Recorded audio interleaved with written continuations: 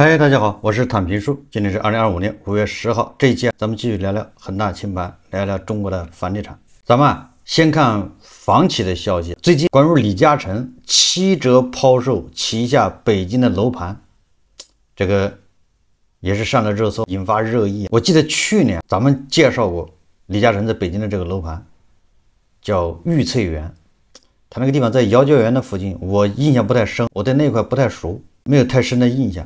他去年开盘的已经是降价了，结果不到1年，现在说再次降价100万。这个是在北京，虽然是5环边上，但那位置也还是可以的。我看这个界面新闻报道，他说李嘉诚旗下企业在北京开发长达20余年的住宅项目玉翠园再度降价7折抛售，价格下降近100万。据财联社报道说，长实位于北京朝阳区东4环的玉翠园项目于近日推售新一批房源，该项目高层项目均价降至7万元每平米，总价最低980万元起，较去年开盘价下降近100万。除高层户型降价，玉翠园的别墅项目降价，价格也在下调。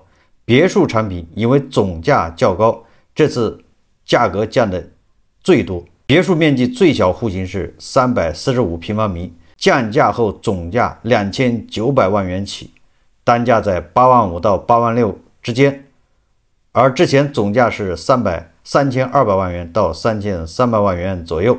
你想，开发商居然主动降价，那按照常理，按照咱们的经验，那老业主肯定都闹，凭什么我去年买的还是10万1平米，你今年你自己卖9万？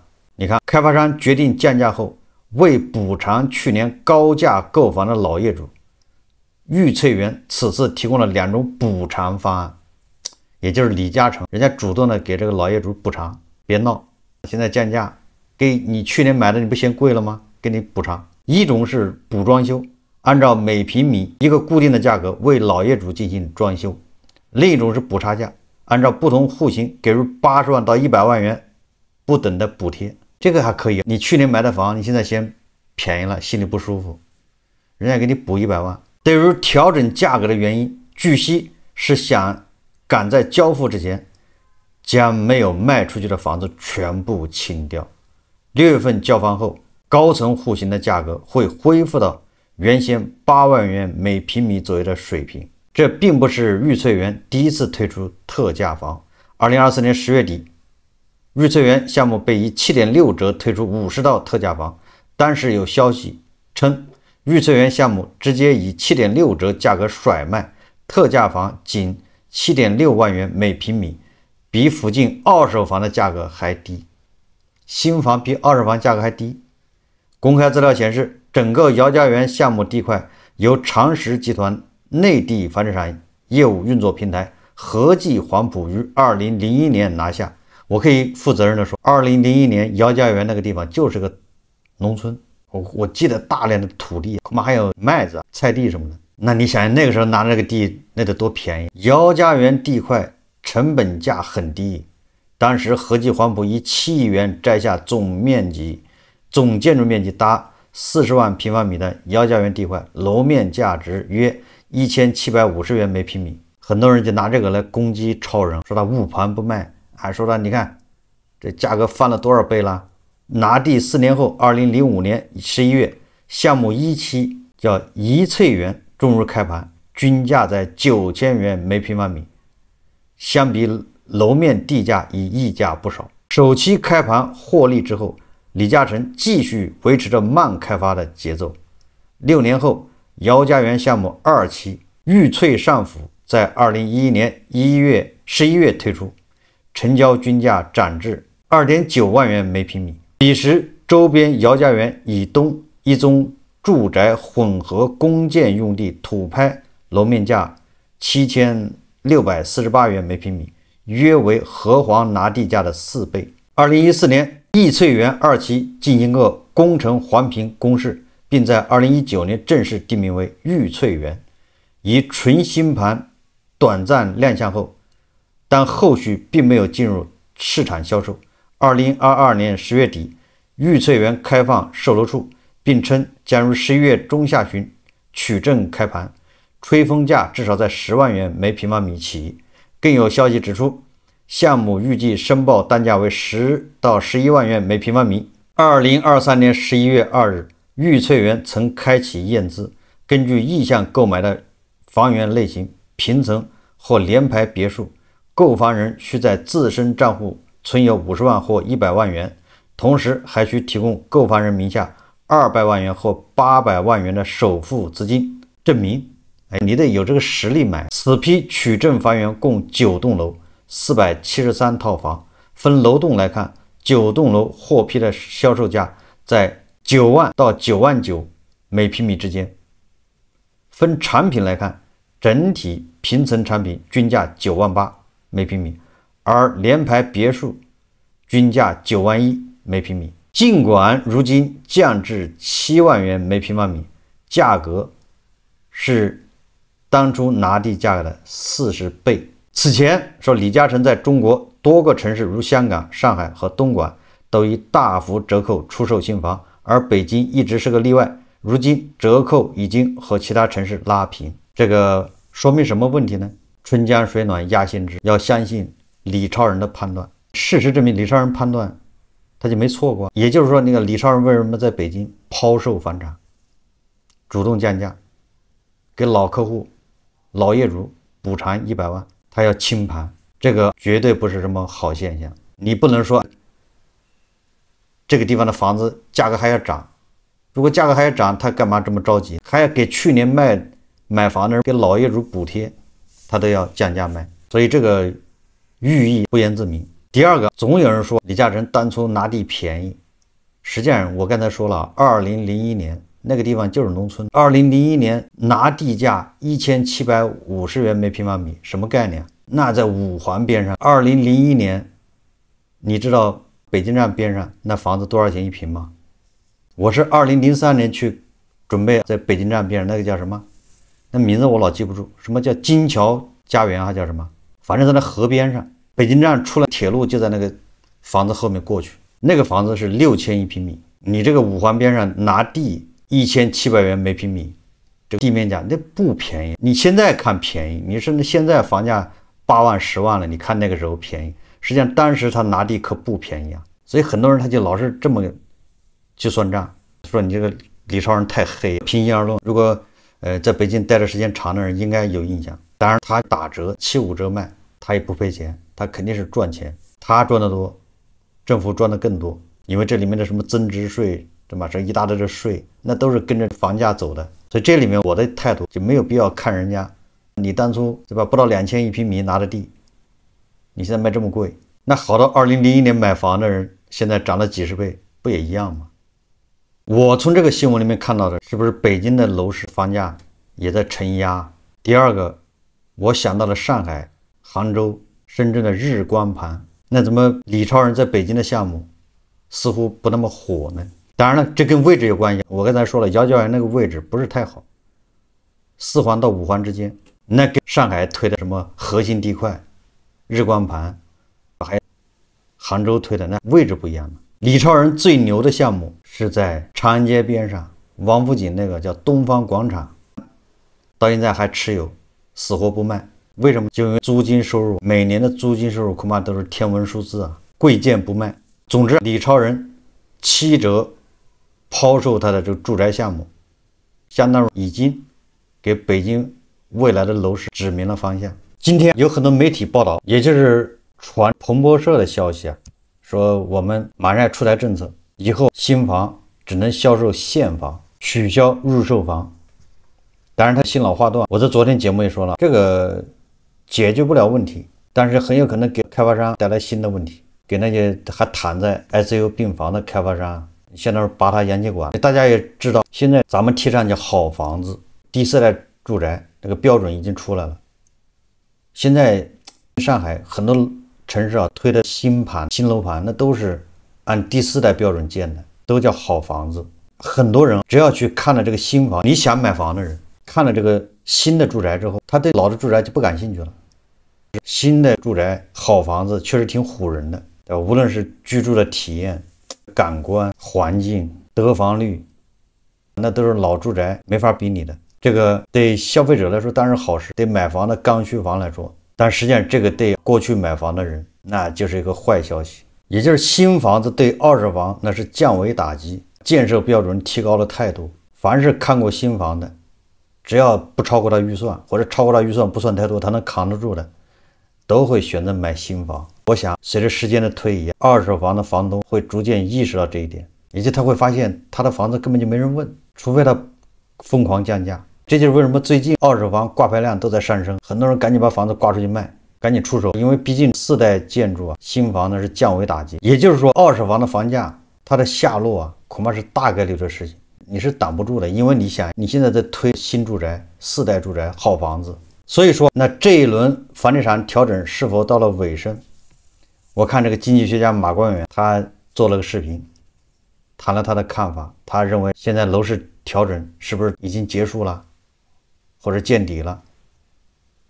大家看视频。这一轮的房地产的调整有没有到了尾声？现在要不要出手买房？房价有没有见底？关于诸如此类的问题现在又是非常的多。关于这一轮房地产的调整有没有到了尾声，我觉得要看3个维度。第一个维度当然是经济的基本面，经济的基本面又涉及很多国际国内的环境，特别是比如说这轮贸易战本身最终以一个什么样的结果结束，对中国经济对整个房地产走势影响肯定是有的。一个是经济的一个基本面，第二个是什么？是房地产政策的一个基本面。现在中国的房地产政策增量政策还有多少？我们出的政策，现在政策的效应都在发挥，甚至可以讲从去年9月份到现在为止，我们整体政策的效用基本已经发挥完了。当然这个效果也比较明显，我们看到从一些主要城市的成交量、房地产的一些预期等等，应该说改善比较明显，但是能不能持续，这点特别重要。那么再从房价本身来看，房价并没有出现大幅度反弹。我们说这一轮政策的一个目标是什么？止跌回稳。当然我们对止跌回稳没有定义，但是我个人认为的止跌回稳最起码意味着这个主要城市的房价开始反弹，这叫止跌回稳。房地产政策的这个维度来讲，我认为后续还会有一些增量政策来维持这么一个向好的一个态势。第3个更重要的就是很多人忽略掉的，就是房地产自身的一个大周期。我们过去讲中国房地产的所有的分析最终要回归到周期，那房地产是有周期的，经济是有周期的，其实所有的财富的逻辑背后最大的逻辑都是周期。那么房地产周期我过去讲过，一般来看的话，全球主要国家房地产的周期就是18年到20年，那几乎没有国家例外。你去看美国，你去看日本，你去看加拿大，你去看欧洲，很多国家房地产的周期从开始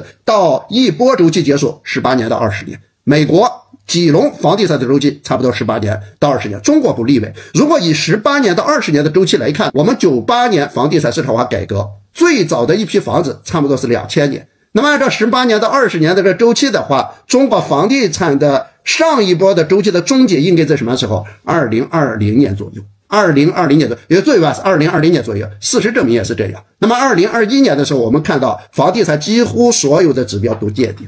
所以我觉得大家一定要敬畏周期，一定要研究周期。我想如果我们以前的开发商对周期比较了解，就不会出现某些开发商在房地产周期要终结的时候拼命加杠杆，周期要终结了拼命加杠杆，就是找死。但他们不懂，这一波也是，这波房地产经过多少年调整？从2021年开始到现在，其实5年的调整。那我也告诉大家一个小周期，就房地产调整的周期，调整见底的周期基本也是5年，基本有这意味着什么？今年其实从房地产本身的周期来讲，这一轮调整基本也结束了所以我现在看到一些机构一些所谓的专家预测说中国房价还要下跌 25% 50% 的时候，我觉得大家一定要回归周期，回归经济基本面，回归房地产政策的基本面来看这种论调究竟靠谱不靠谱。我记得去年10月份还是11月份，马光远已经说了，他说楼市已经见底了。但是他做了个视频，把他的视频放在，我说咱们过1年再看，是不是见底了？他认为已经见底了，他认为我记得，但是他说至少一线城市已经见底了。你看现在马官员又说啊，这个还是要看政府后续政策，还要出政策，巩固企稳回升的态势。又说房地产它有它的周期，现在已经到了周期的尾声了，所以他认为很多机构说房价还跌25%、30%、50%，他认为这个有点太悲观了。我倒是觉得马官员老师很有可能他不这么说，他恐怕也像那个什么傅鹏、任泽平这些人一样要被封杀，到时候他饭碗都没了。他跟咱们自媒体不一样，咱们影响小，咱们随便说一说，他可不能乱说。反正我看最近合肥都出台政策，专门收拾这个自媒体，说合肥多部门联合约谈房地产领域自媒体，整治今年买房的钱，明年买2套等不实言论。这个合肥市房产局近期根据网民举报并巡查发现，在微博、抖音、微信视频号等网络平台上，少数自媒体账号为吸粉引流、导流客户，采用夸张猎奇标题，违规发布不实信息。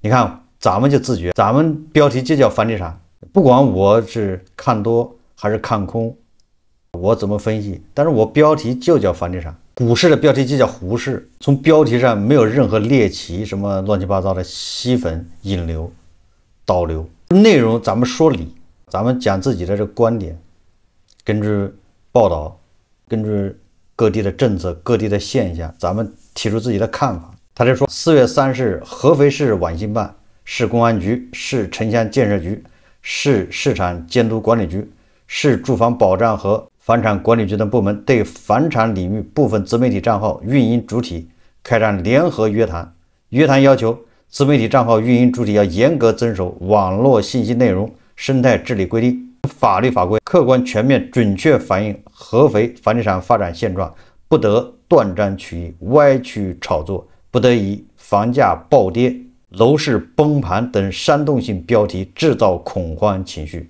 不得借机引流变现，赚取毒流量牟利，对编造传言、传播谣言、扰乱公共秩序的行为将依法追责。我记得很多地方都这么干，以前重庆还有很多地方都有相关政策，约束那些房产中介，你不能胡乱来。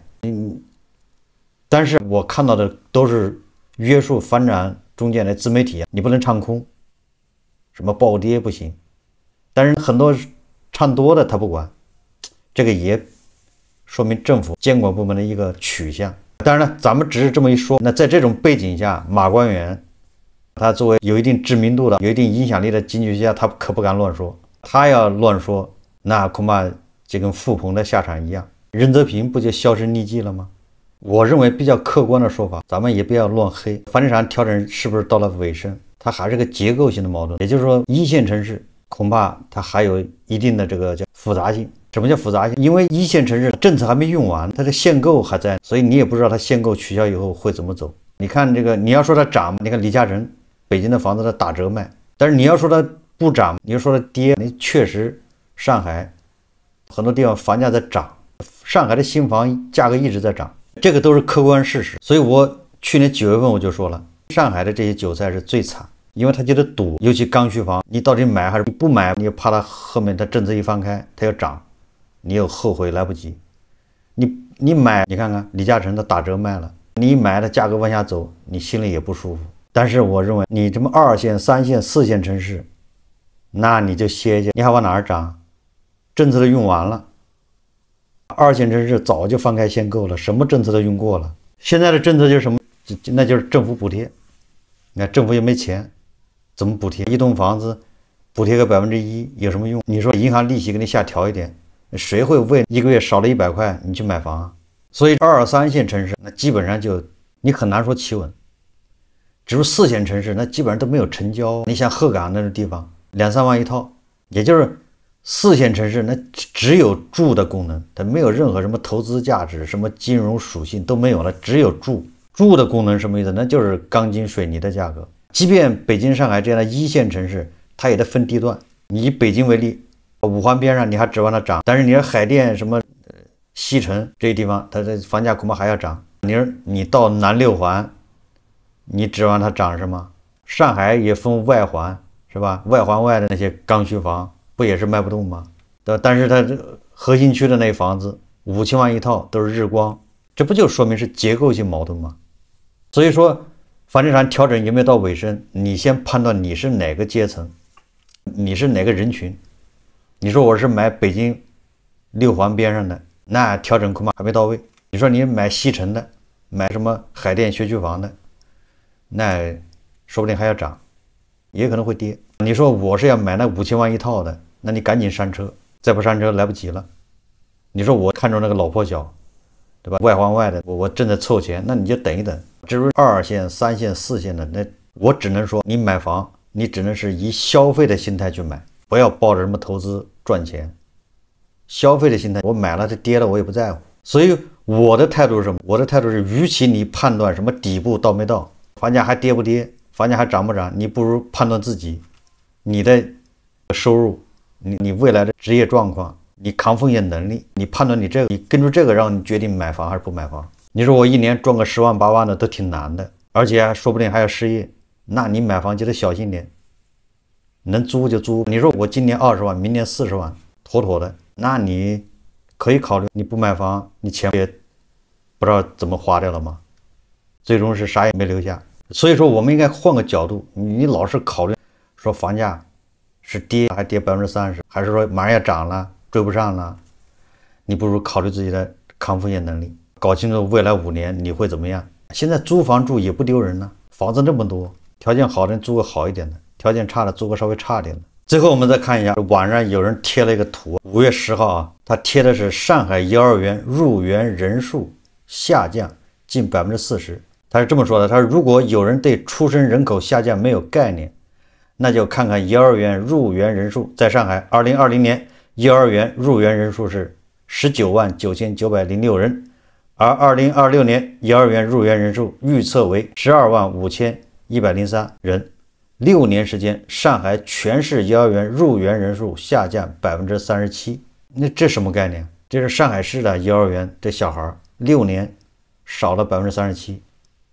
你说再过这个15年，这些孩子20岁，这个人就少了，这个正是刚需房需要买房子的人少了40%。他是做了个预测，2026年跟2020年相比，入园人数下降最快的是黄浦区，下降了60%，然后是长宁区、普陀区，这都是52%，静安区、杨浦区少51%，这个嘉定区、青浦区、奉贤区，它只下降了20%不到。我想我说的不一定对，因为我对这地方不太熟，我估计是奉贤区、嘉定区还青浦区，是不是那地方比较偏远？这个沪漂都喜欢跑那儿买房，在那儿扎根去了。也就是说，那地方恐怕是上海的那个房价的洼地，很多外来人口沪漂都跑那儿去了，新上海人也跑那儿安家落户去了，所以那个地方的孩子下降就没那么快。也就是那个地方其实应该是人口流入地，这是我个人推测。所以他幼儿园入学人数下降的比较慢。黄浦区为什么下降60%？那都是有钱人住了，沪漂在那儿也待不下去。所以你从上海这个幼儿园入园人数，你也能看出未来这个房子到底往哪儿走，是不是往上走的难度远远大于往下走？没人，长期看人口。好，这期节目我们就聊到这里，感谢大家收看。如果喜欢我的节目，欢迎订阅转发，也可以在下方留言评论，谢谢大家。